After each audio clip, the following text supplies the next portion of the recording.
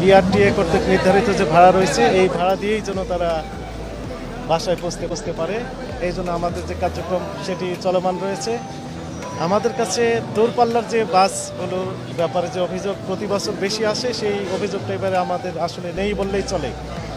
কিন্তু লোকালি যে বাসগুলো রয়েছে সেই সম্পর্কে দু একটি অভিযোগ আমাদের কাছে রয়েছে এবং সেগুলো আমরা একটু দেখলাম। যেমন ঢাকা থেকে মানিকগঞ্জের যে বাস শুকতারা এবং আরেকটি দেখলাম সেলফি, তাদের বিরুদ্ধে কিছু কিছু অভিযোগ ছিল, সেটি আমরা সরেজমিনে তদন্ত করে দুইটি পরিবহনকে আইনের আওতায় নিয়ে আসা হয়েছে।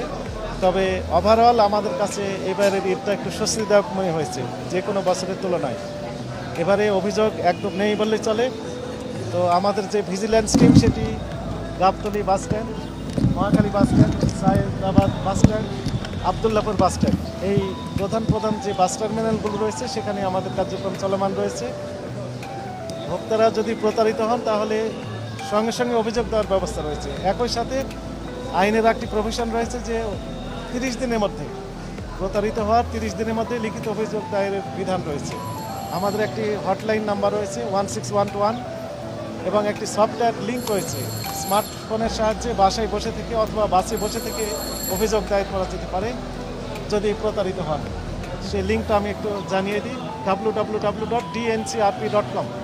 এখানে অভিযোগ দিলে ঈদের পরে আমরা শুনানির মাধ্যমে এটি নিষ্পত্তি করার ব্যবস্থা করতে পারবো। তো আমাদের যে অভিযান সেটি অব্যাহত রয়েছে এবং আফটার অল আমাদের কাছে এবার মনে হয়েছে যে এবারের ঈদ যাত্রা সকলের জন্য স্বস্তিদায়ক হয়েছে।